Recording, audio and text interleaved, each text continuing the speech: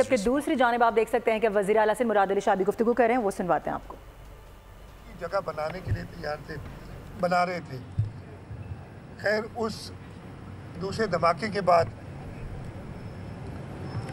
Truck से नीचे उतरे और मैं आपको बताता हूँ कि लोगों के इंजर्ड थे हमारे वर्कर, लेकिन उस वक्त भी वो ट्रक की तरफ आ रहे थे, कोई वापस नहीं जा रहा था।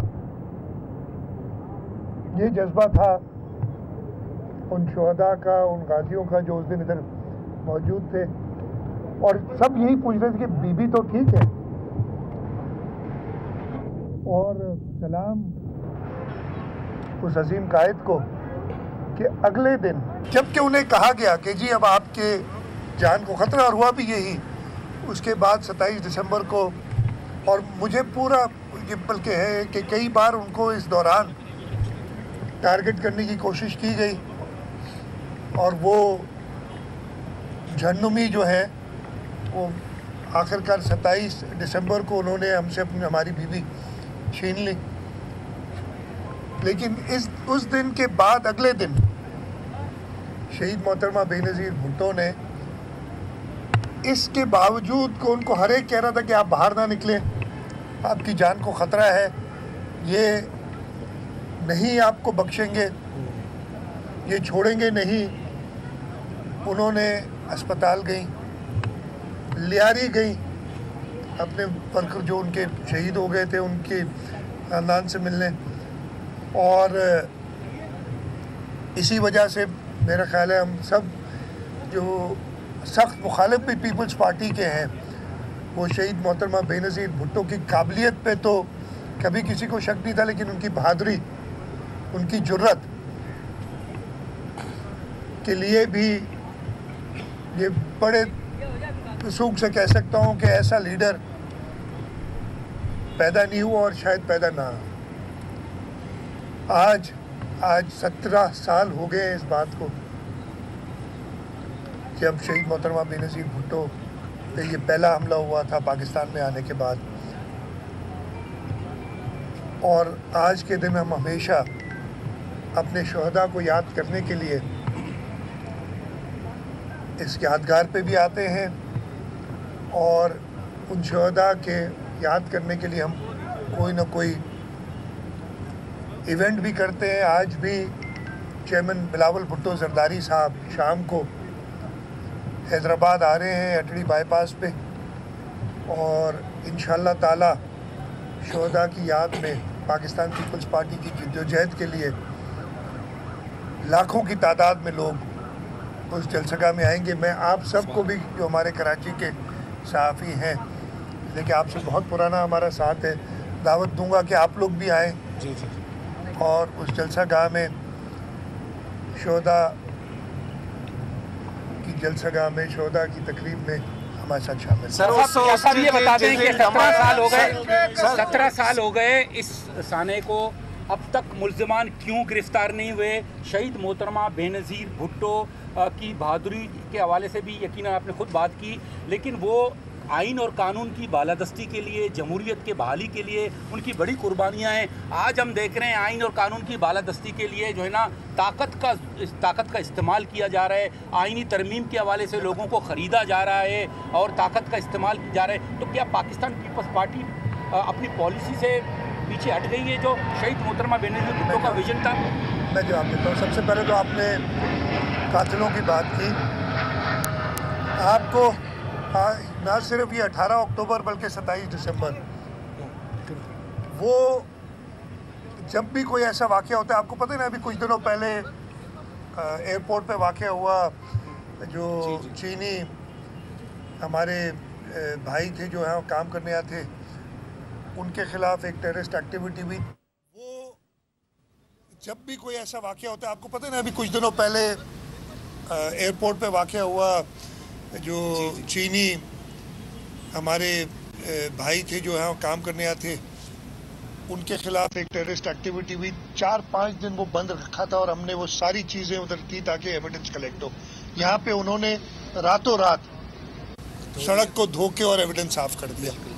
इससे पता चलता है जो शहीद मोहतरमा बेनज़ीर भुट्टो ने कहा था कि 18 अक्टूबर में जो लोग शामिल हैं उसमें वो लोग भी हैं जिन्होंने इसको छुपाया है। इसी तरीके से काफ़ी चीज़ें जो अवेलेबल थी कलेक्ट करके, लेकिन उन्होंने यही मजबूरी दिखाई थी कि ग्राउंड एविडेंस हमारे पास कोई नहीं है। हमारे पास जो एविडेंस है वो आप सहाफ़ियों का था, जो तस्वीर थी, जो मीडिया पे कवरेज थी, उसके अलावा कोई एविडेंस ही नहीं था। ये एक बहुत बड़ी वजह थी। आपने आईनी तरामीम की बात की, पाकिस्तान पीपल्स पार्टी का मौक़िफ़ इसमें बड़ा क्लियर है। और आपने देखा होगा कि हमारे चेयरमैन बिलावल भुट्टो जरदारी साहब हर मौके पे उन्होंने कहा था जल्दी में हमने ये तरामीम, तो लोग कह रहे जल्दी कर रहे हैं, उनका मौका बड़ा क्लियर है, जल्दी कहाँ हो रही है। ये तो 18 साल 19 साल पुरानी 2016 से जो है 2006 से सॉरी जब मीसा की जमहूरियत हुई थी उसमें हमने बात की थी आईनी तरामीम की। अनफॉर्चुनेटली जब हमने 18वीं तरमीम की उसमें वो इत्तेफाक राय पैदा नहीं कर सके। अभी भी वो इत्तेफाक राय पैदा करने नंबर्स हैं नहीं हैं उसके बाला ताक रख के वो अपने मसवदे के साथ पहले हर अपोजिशन पार्टी जमात उलमा इस्लाम जो कि एक ब्रिज का किरदार अदा कर रही थी, मौलाना फजल रहमान, मैं ख़ुद तकरीबन 5.5-6 घंटे उनके साथ मीटिंग में रहा हूँ जहाँ एक एक शिक पे उनसे बात की है।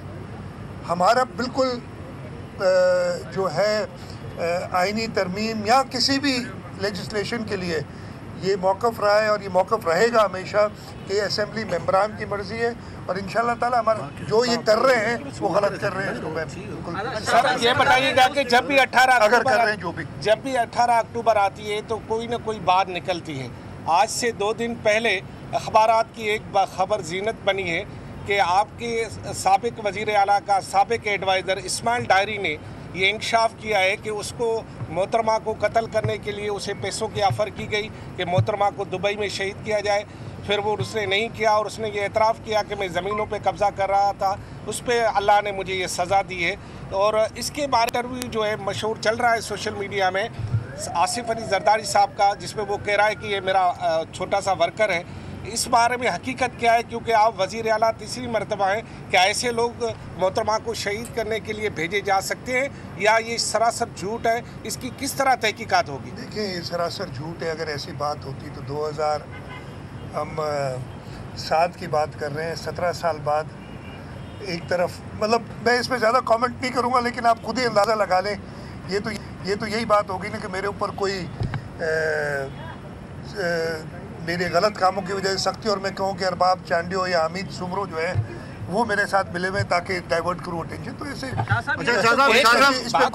इसमें कोई हकीकत नहीं है। मेरा सवाल ये है कि देखिए 18 अक्टूबर को आपके वर्कर्स शहीद हुए, आपको बड़ी तकलीफ हुई, दुख हुआ, लेकिन एक चंद दिन पहले जो वाक़या हुआ रवादारी मार्च पे सिंध की बेटियों की गई, उनको उठा के जो है पुलिस वालों ने मोबाइलों में फेंका, तो इस वाक़े पर आपने माजरत तो की थी, क्या माजरत काफ़ी है, माफ़ी मांगेंगे? नहीं, माजरत तो मैंने कर ली और मैंने उनसे बात भी की। वेरी अनफॉर्चुनेट, मैं इधर बिल्कुल खुलेआम कहता हूँ कि मैंने उनसे खुद रब्ता किया और अगर उनको कोई एतराज़ था तो मेरे से खुद बात कर सकते थे, मीडिया में आके नहीं करते। मैं उम्मीद आपसे एक बात करूँ और आपको कुछ कहूँ कि जी आपने ये खबर दी है, गलत है या सही है, या मैं आपको कोई और आप उसको अगले दिन मीडिया में जाके जी मुझे ये बड़ा मेरा ख्याल है कि मिसकमिटमेंट नहीं नामुनासिब किस्म का रवैया था। और अगर जिस जो बैकग्राउंड है इसका थोड़ा बताएं ना। नहीं, मैं बैकग्राउंड बता रहा हूँ। जो उन्होंने कहा ना रवादारी मार्च का बैकग्राउंड क्या था कि जो वाक़या हुआ था मीरपुर ख़ास और उमरकोट में, डॉक्टर शाहनवाज कुंवर वाला, उस पर जो स्टैंड पाकिस्तान पीपल्स पार्टी की हुकूमत ने लिया है, पहली बार दुनिया इस पाकिस्तान की हिस्ट्री में, अगर दुनिया में शायद नहीं हुआ होगा कि इतने बड़े अफसरों को FIR में डाला गया है। नहीं तो शहीद मोहतरमा बेनज़ीर भुट्टो उन पुलिस अफसरान पे था, वो सब बरी हो गए उधर, उन अफसरान को डाला गया है विद। अगर सिंध हुकूमत तहकीकात नहीं करती तो किसी को पता नहीं चलता कि हुआ क्या था। सिर्फ मफरूज़ों पे बात होती, लेकिन एविडेंस के साथ वो एक रिपोर्ट की। उसके बाद उस दिन हमने जब उन्होंने ऐलान किया था, एक मजहबी जमात भी हमको पता है और हम नहीं चाहते थे कि किसी किस्म का क्लैश हो, इस वजह से सेक्शन 144 लगाया गया था। रवादारी मार्च वालों को मेरा ये ख्याल है कि सबसे पहले अगर मैं कहता हूँ मैं रवादारी की तरफ जा रहा हूँ तो कानून की पाबंदी करनी चाहिए। हुकूमत को इख्तियार है 144, हो सकता है मैंने गलत लगाया हो, लेकिन अगर मैं अपने आप को रवादार कहता हूँ और मैं कहता हूँ तो मुझे सबसे पहले तो हुकूमत के कानून को फॉलो करना चाहिए था। मेरा पॉइंट सबसे। और हम पाकिस्तान पीपल्स पार्टी वाले हमेशा लोगों की जो पुरअमन एहतजाज का राइट है उसको कहते हैं, लेकिन कानून के दायरे के अंदर हम कभी नहीं रोकते। हमने हर एक को अलाउ किया है। और सिंध की सरजमीन हमारे यहाँ तो एक अच्छा, उस दिन जब हमने देखा कि एक ख़तरा है किसी क्लैश का, उसकी वजह से एक्शन लिया गया था। एक्शन मीनिंग के 144 लगाया और रोका गया था, और अल्टीमेटली हुआ यही। और उनके दरमियान मैं तो बड़ा कहता हूँ, मेरे पास एविडेंस मौजूद है कि ऐसे लोग भी घुस आए थे जो कि गलत किस्म की नारेबाजी कर रहे थे वहाँ। अमीर आपने भी सुने, आप भी थे उधर मौजूद, आपने भी वो नारे सुने गलत किस्म के। तो आप अच्छा ना करें, ये आपको पता है। मैं बड़ा क्लियर बात करता हूँ, मैं किसी से छुपा ना, किसी मजहबी जमात गलत काम करेगी तो उसे छुपाऊंगा ना कोई और। मैं ख़त्म कर लूँ बात, ये बात हुई है तो मैं पूरी तरह कर लूँ, ठीक है जी। उसके बावजूद मैंने खुद माजरत की, इसलिए कि वो गलत था जो हुआ, उसको बिल्कुल इस तरीके से नहीं हैंडल होना चाहिए था। इंक्वायरी भी बना दी है और उसकी रिजल्ट भी आ जाएगी कि कौन था जिसने मिस हैंडल किया। और उसके बावजूद अगर मैं तो पहले कह रहा हूँ जो उसका रूट कॉज था, अगर सिंध हुकूमत, और ये हमारा फ़र्ज़ है, ये मैं कोई ऐसा नहीं कर रहा कि हमने कोई बहुत बड़ा काम किया है, हमारा फ़र्ज़ है कि हक़ाइक़ को सामने लाना। हम हक़ाइक़ सामने लाए, खुल के लाए, कोई किसी चीज़ को छुपाया नहीं। सही। और उसका अगर गलत कोई फ़ायदा ले, अगर वो हक़ाइक़ सामने नहीं आते तो कहाँ की मार्च बनती। तो ये लेकिन उसके बावजूद, एक मिनट ख़त्म कर लूँ, इसके बावजूद ये सारा हुआ। मैं कभी नहीं चाहता कि मेरे सूबे में, जो हम खुद कहते हैं सूफियों की धरती है, ऐसे वाक़यात हों। इस वक्त भी मैं हर एक के साथ बैठने के लिए तैयार हूँ, लेकिन मैं बैठूँगा किसी ब्लैकमेल के तहत नहीं, चाहे कोई भी जमात हो। हमें इस तरीके से हुकूमत को आप चैलेंज नहीं कर, हमारे मतलब इस वक्त अजीब अजीब बातें हो रही हैं। अभी 6 महीने पहले इलेक्शन हुए हैं, इस सूबे के लोगों ने 70-75% पीपल्स पार्टी को वोट दिए हैं, और आप हमारे पर ही शक करें? क्या सिंध के लोगों पर शक कर रहे हैं कि उनके गलत डिसीजन है? इतने है लोग। तो ये चीज़ें बड़ी क्लियर है मेरे जहन में, तो जो बात करेगा तो ये सारी सुनेगा।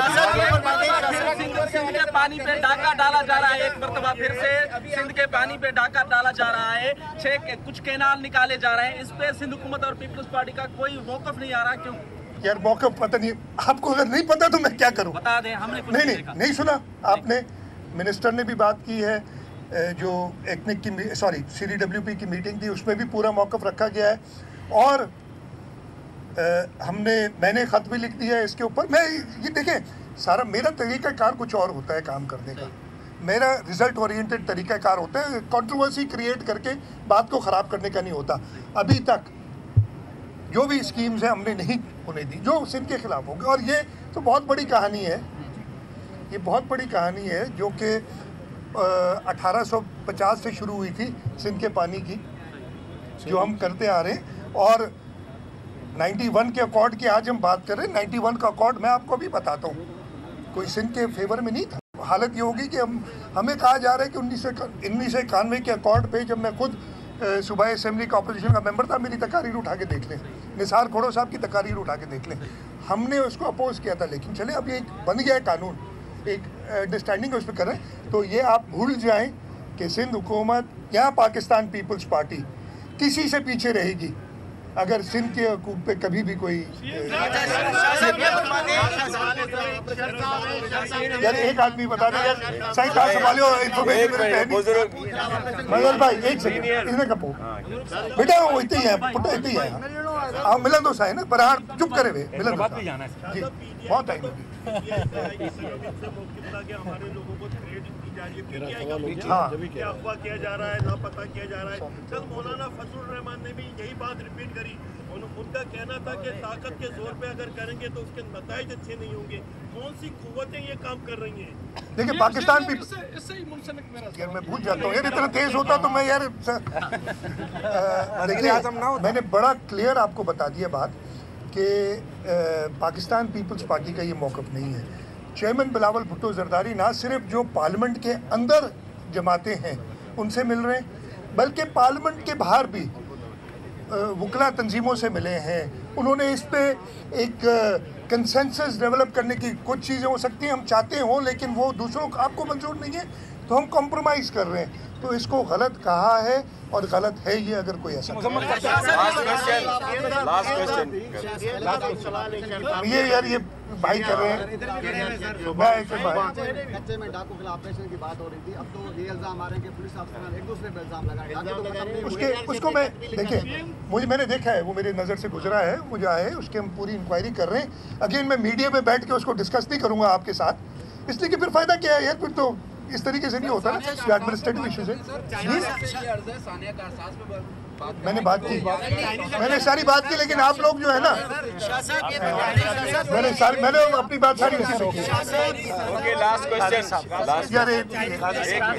यार मेरे साथ चलो फिर बात करते रहेंगे। उसकी क्या अपडेट है? और आपने उसी टाइम ऑर्डर दिए थे कि रास्ते साफ कर दें, वो लोग दुनिया भर से आते हैं हमारा एयरपोर्ट, बिल्कुल तहकीकात हो रही है, कितना अर्सा लग जाएगा वो साफ हो जाए? उसकी क्या अपडेट है? कोई शवाहिद अपडेट्स हैं कुछ, मैं ज़्यादा डिटेल नहीं बता सकता आपको भी। उसमें काफ़ी एडवांसमेंट हुई हैं, गिरफ्तारियां भी हुई हैं, जड़ तक पहुंच चुके हैं। जो इसमें कमज़ोरियां रह गई उनको एड्रेस किया जा रहा है ताकि इस किस्म के वाक़यात दोबारा ना हो। जैसे गुफ्तगू कर रहे थे, उनकी जानिब से कहा गया कि रवादारी मार्च में ख़वातीन के साथ जो भी हुआ नहीं होना चाहिए था उसकी माजरत भी कर चुके हैं, मजम्मत भी करते हैं और आगे उस पर काम भी कर रहे हैं। असेंबली मेंबरान की मर्जी से आइनी तरमीम पर बात की उन्होंने कहा कि कोशिश कर रहे हैं कि आइनी तरमीम पर इत्तेफाक राय से फैसले हों। हमने एक एक शिक पर मौलाना फजलुर रहमान से गुफ्तगू की है। साथ ही उन्होंने ये भी कहा कि जो ये वाक़या हुआ है सानह 16 अक्टूबर के हवाले से, उसमें आज हैदराबाद में पीपल्स पार्टी की जानिब से एक बहुत बड़ा जलसा मुनक्किद किया जा रहा है।